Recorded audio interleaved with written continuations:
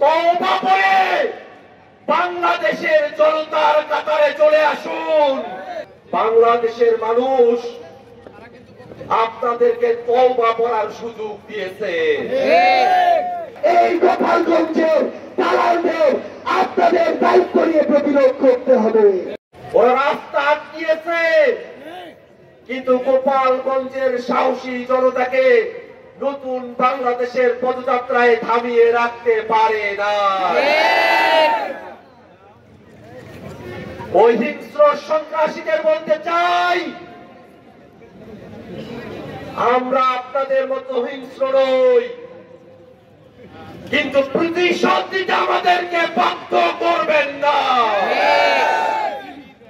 বাংলাদেশের মানুষ আপনাদেরকে তওবা করার সুযোগ দিয়েছে। তওবা করে বাংলাদেশের জনতার কাতারে চলে আসুন। আমরা করতে দিব না।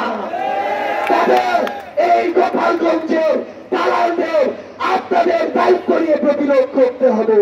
সংগ্রামী সহযোদ্ধারা, এই গোপালগঞ্জবাসী আমরা আপনাদেরকে কখনো ফ্যাসিস্টের সাথে মিলিয়ে ফেলতে চাই না, কিন্তু আপনাদেরকে ওই ফ্যাসিস্টের যেই দালালেরা এখনো আশেপাশে ঘোরাফেরা করছে তাদের থেকে নিজেদেরকে আলাদা করতে হবে।